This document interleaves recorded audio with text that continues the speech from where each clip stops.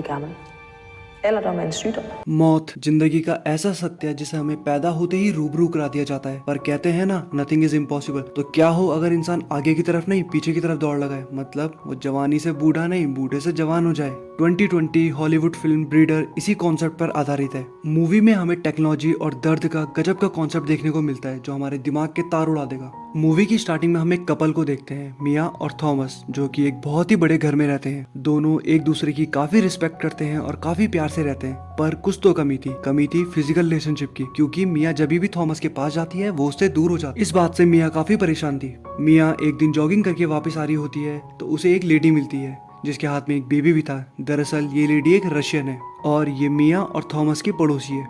मिया और रशियन लड़की बात कर रहे होते हैं, इतने में वहाँ एंट्री मारती है डॉक्टर रूबिन। वो रशियन के बालों की तारीफ करती है और चुपके से 2-3 बाल तोड़कर अपने पॉकेट में रख देती है। ये सीन काफी इंपॉर्टेंट है और हमारे दिमाग में शक पैदा करता है, आखिर कोई भी सेंस वाला आदमी किसी के बाल क्यों चुराएगा। अब आपको बैकग्राउंड बताते हैं। डॉक्टर रूबिन एक रिसर्चर है, डॉक्टर है, साइंटिस्ट है और ये इंसानों को जवान करने वाली दवाई पर काम कर रही है। मैडम जी का ये मानना है कि जब टीबी का, कैंसर का, सब चीज का इलाज है तो बुढ़ापे का क्यों नहीं। अगले सीन में रशियन लड़की एक सुनसान रास्ते पर चल रही है। एक अनजान आदमी आता है, उस पर अटैक करता है और उसे किडनैप कर लेता है। हम देखते हैं कार के अंदर एक आदमी है जिसने मास्क लगाया हुआ है। वो एक मशीन निकालता है और रशियन लड़की के हाथ में एक ठप्पा मार देता है, जैसे कि कोई निशान लगा रहा हो या फिर उसे कोई नंबर दे रहा हो। दर्द से वो रशियन लड़की होश में आ जाती है। वो गाड़ी से नीचे कूदती है और सीधे भागती है मिया के घर। मिया दरवाजा खोलती है और रशियन की ऐसी हालत देखकर थोड़ा शॉक हो जाती है। वो उसे डॉक्टर के पास ले जाने की जिद करती है, पर इतने में थॉमस आता है और थॉमस जिद करता है कि मैं उसे डॉक्टर पे ले जाऊंगा।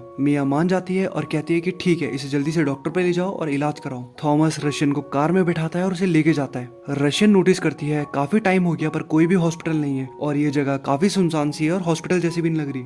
थॉमस गाड़ी रोकता है और हम देखते हैं वही मास्क वाला इंसान वापस आता है और रशियन को उठाकर फैक्ट्री के अंदर ले जाने लगता है। यहाँ पे हमें पता चलता है कि थॉमस भी रूबिन के साथ मिला हुआ है और वो उसी प्रोजेक्ट का हिस्सा है जिसपे रूबिन इंसानों को जवान करने वाली दवाई बना रही है। यहाँ पर पहली बार हमें रूबिन की फैक्ट्री के दर्शन होते हैं। ये फैक्ट्री एक पुरानी खंडर जैसी और बहुत ही गंदी जगह दिखती है, पर जब अंदर से देखो तो यहाँ काफी सारी मॉडर्न टेक्नोलॉजी वाली मशीनें हैं। जब थॉमस काफी देर तक नहीं आता तो मिया उसके रूम में जाती है और थॉमस की लाइव लोकेशन देखने लगती है। इतने में उसे एक ईमेल दिखाई देता है जो थॉमस को डॉक्टर ने भेजा था। उसमें एक फोटो होती है और एक हाथ पे एक निशान होता है। ये निशान बिल्कुल वैसा ही था जैसे रशियन लड़की के हाथ पे था। मिया को थोड़ा शक होता है और वो दोबारा से थॉमस की लोकेशन ढूंढने लगती है। उसे थॉमस की लोकेशन मिलती है, पर इतने में थॉमस का मैसेज आ जाता है। थॉमस उसे कहता है कि उसने रशियन लड़की को हॉस्पिटल छोड़ दिया, पर मिया देखती है जहाँ पर थॉमस है उसके आसपास कोई भी हॉस्पिटल नहीं है। मिया कार निकालती है और थॉमस की लोकेशन पर पहुंचने लगती है। अब वो उसी फैक्ट्री के बाहर पहुंच गई थी जहाँ डॉक्टर रूबिन इंसानों पर एक्सपेरिमेंट करती है। रूबिन ये सब सीसीटीवी कैमरे पर देख रही थी, पर वो मिया को अंदर आने देती है।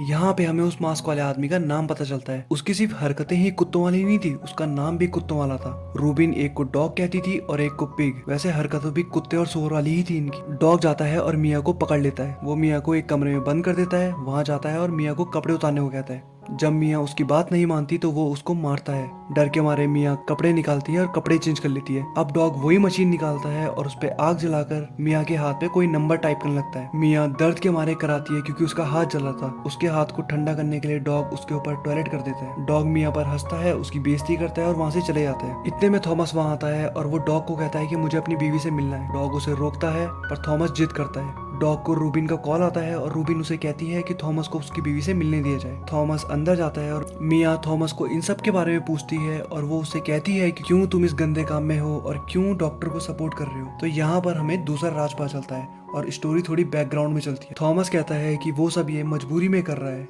क्योंकि डॉक्टर उसे ब्लैकमेल कर रही है। कुछ टाइम पहले डॉक्टर ने उसे एक काफी सुंदर लड़की एली से मिलाया था और उस रात कुछ ऐसा हुआ कि वो दो नशे में थे और जब थॉमस की नींद खुली तो एली मरी हुई थी और उसके सामने सिर्फ थॉमस था। थॉमस काफी डर गया था क्योंकि उसे लगा अब सब लोग उसे क्रिमिनल सोचेंगे और सोचेंगे कि उसने ही एली को मारा है। तो डॉक्टर रूबी ने ही थॉमस को बचाया था और इसीलिए वो थॉमस को ब्लैकमेल करती है और उसे उसके प्रोजेक्ट को फाइनेंशियली सपोर्ट करने को कहती है। थॉमस मिया को बताता है कि उसे भी ये सब बिल्कुल नहीं पसंद, वो बिल्कुल भी रूबिन का साथ नहीं देना चाहता है। वो मिया से कहता है कि वो एक दिन मिया को यहाँ से पक्का बाहर निकालेगा, पर मिया को पेशेंस रखना है और वो यहाँ से बिल्कुल भी भागने की कोशिश नहीं करेगी, क्योंकि वो यहाँ से बाहर नहीं निकल सकती, और अगर उसने भागने की कोशिश करी तो डॉग और रूबिन उसे मिलकर मार डालेंगे। इसके बाद मिया को उसके कमरे से कुछ आवाजें आती है। उसे ऐसा लगता है कि जैसे उसके अलावा यहाँ कोई और भी है। वो जब दरवाजे से बाहर देखती है तो वही रशियन उसके दरवाजे की तरफ आ रही थी उससे मदद मांगने के लिए। मिया उसकी कुछ मदद कर पाती इससे पहले ही डॉग उसके सर पर कुछ नुकीली चीज से मारता है और वो वहीं मर जाती है। इधर थॉमस रूबिन से मिलता है और उसे कहता है कि तुम्हारा एक्सपेरिमेंट कब तक चलेगा। रूबिन ऑलमोस्ट कंप्लीट होने का दावा करती है। थॉमस उसे कहता है कि अगर तुम इंसानों को सच में जवान कर सकती हो तो तुम भी तो बूढ़ी हो, तुम खुद क्यों जवान नहीं हो जाती। रूबिन को ये क्वेश्चन पसंद नहीं आया। वो थॉमस को कहती है कि हाँ वो भी जवान होना चाहती है, पर इसके लिए उसे कोई डीएनए नहीं मिला है, वो अभी भी डीएनए ढूंढ रही है। थॉमस रूबिन को कहता है कि उसको मिया को जान से मार डालना चाहिए, क्योंकि मिया को उनके एक्सपेरिमेंट के बारे में काफी कुछ पता चल चुका है। रूबिन सोचती है कि थॉमस उसकी साइड है और वो उस पर बिल्कुल भरोसा करने लगती है। थॉमस उसे कहता है कि वो मिया को खुद अपने हाथ से मारेगा, क्योंकि वो नहीं देख सकता कि उसकी बीवी को कोई और मार रहा है। रूबिन थॉमस को इजाजत दे देती है और यहीं पे थॉमस पलटी मारता है और मिया को लेके भाग लेता है। थॉमस तो पकड़ा जाता है पर मिया भाग लेती है। मिया कार में छुपी होती है और यहाँ पे हमें दिखाया जाता है कि पहले दिन डॉग ने मिया का जो ब्लड सैंपल लिया था वो डीएनए रूबिन से मैच हो जाता है। ये देखकर रूबिन डॉग और पिग को बोलती है कि कहीं से भी तुम मिया को ढूंढ कर लाओ। कुछ ही देर में पिग और डॉग मिया को पकड़कर वापस ले आते हैं और यहाँ पे हमें धीरे धीरे रूबिन के बारे में और ज्यादा पता चलता है। उसने मिया को बेहोश किया हुआ है और वो एक इंजेक्शन की मदद से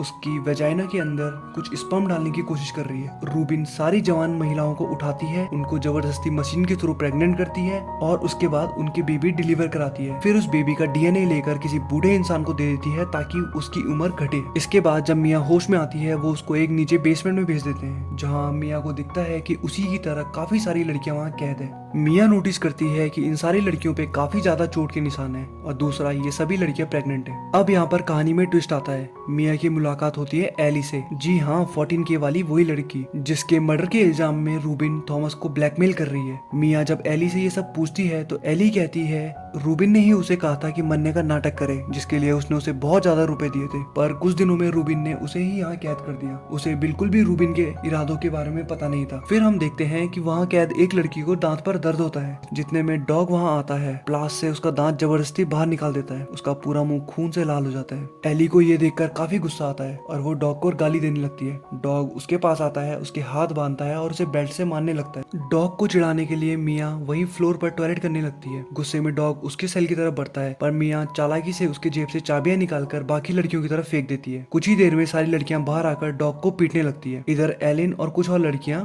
रूबिन के पीछे जाती है अपने बच्चों को ढूंढने के लिए। वो सब एक कमरे में पहुंचती हैं जहाँ एक बॉक्स होता है और उस बॉक्स में से काफी गंदी बदबू आ रही थी। वो जब उस बॉक्स को खोलती हैं तो शॉक हो जाती हैं। उसमें काफी सारे छोटे छोटे बच्चे मरे हुए थे। इधर डॉग खड़ा होता है और लड़कियों का पीछा करने के लिए भागता है। रास्ते में उसे थॉमस मिलता है। दोनों में काफी हाथापाई होती है। डॉग थॉमस को मारने ही वाला होता है कि इतने में वहाँ मिया आ जाती है और वो डॉग के ऊपर हमला करती है और उसे वहीं मार डालती है। यहाँ हम देखते हैं कि सारी लड़कियों ने रूबिन को घेर लिया है और वो उसको मारने के लिए उसकी तरफ बढ़ रही हैं। घबराई हुई रूबिन चाकू निकालती है और उन सबको डराने की कोशिश करती है। जब लड़कियों पर उसका कोई असर नहीं होता तो वो चाकू खुद के ही पेट में मार लेती है और वहीं मर जाती है। अब भाई क्या बोले, जो खुद को भगवान समझकर लोगों को जवान कर रही थी वो खुद ही मर गई। बिल्डिंग में अचानक से सायरन की आवाज आने लगती है और हम देखते हैं बाहर एक एम्बुलेंस है जिसमें मिया और थॉमस बैठकर हॉस्पिटल जा रहे हैं। यहीं पर मूवी का एंड हो जाता है। तो दोस्तों आपको क्या लगता है, रूबिन एक जीनियस थी या फिर एक साइको जिसने कुदरत के नियम को मानने से मना कर दिया था? अगर आपको ये स्टोरी पसंद आई तो प्लीज लाइक करिए और प्लीज कमेंट करिए और हो सके तो चैनल को सब्सक्राइब भी कर दीजिए।